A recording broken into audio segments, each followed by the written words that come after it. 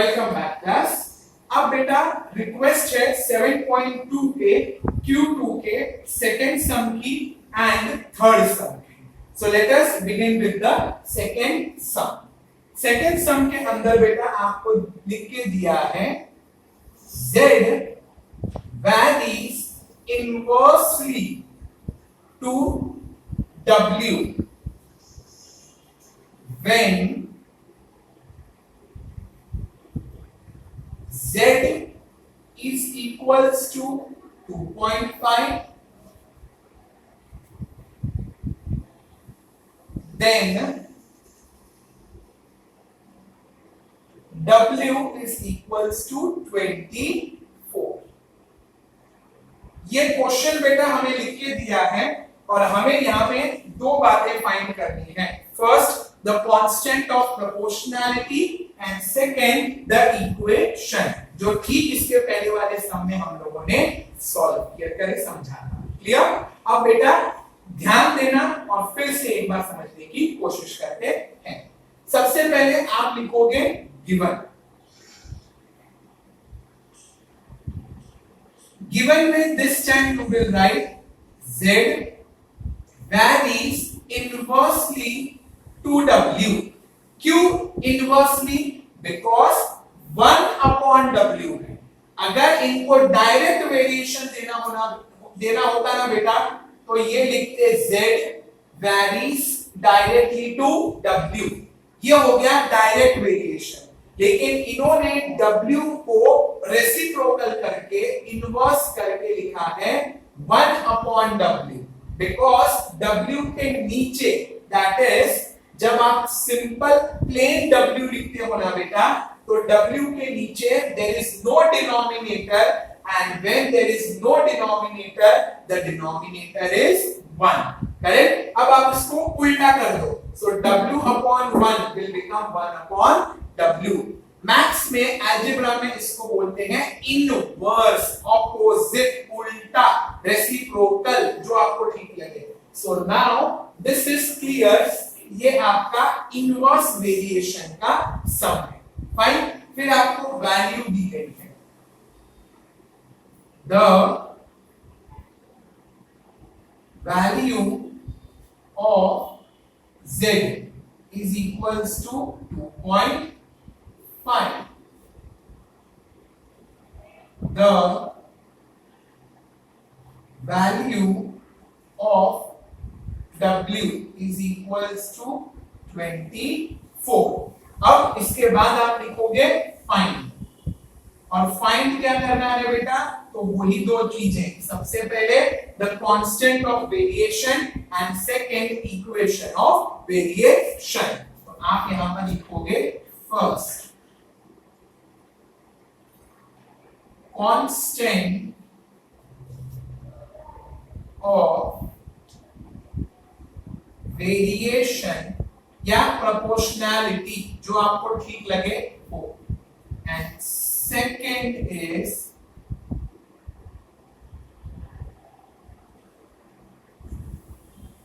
Equation of variation.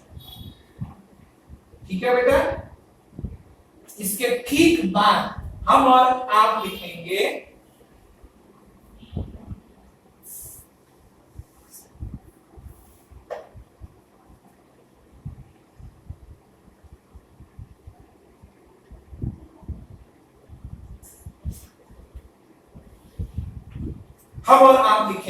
Equation.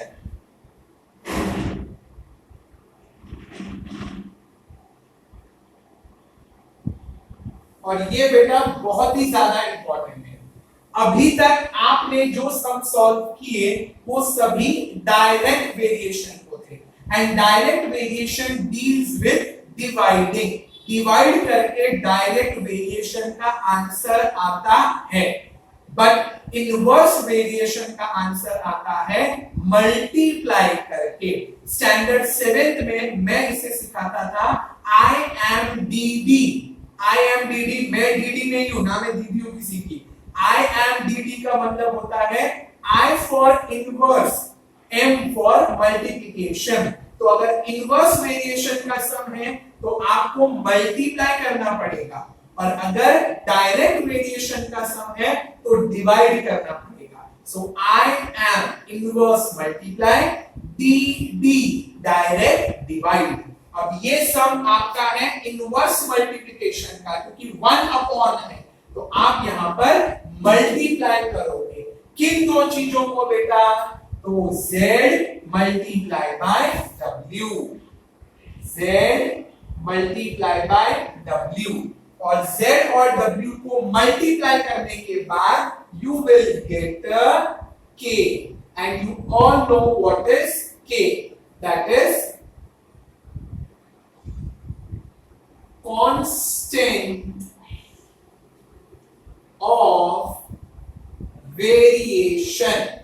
आप इसको proportionality भी लिख सकते हो, कोई रॉन्ग नहीं देने वाला। So please need not take attention कि सर ने पहले तो प्रोपोर्शनैलिटी लिखाया, अभी वेरिएशन लिखा रहे हैं। बोथ मींस द सेम, आपको जो अच्छा लगता है आप वो लिखो। क्लियर? अब हम सॉल्यूशन की तरफ चलते हैं।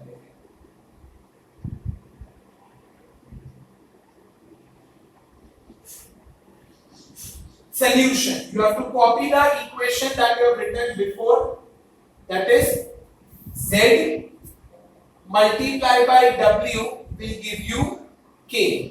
Now z की value is 2.5 and k की value and w की value is 24. So you will write here 2.5 multiplied by 24 is equals to k.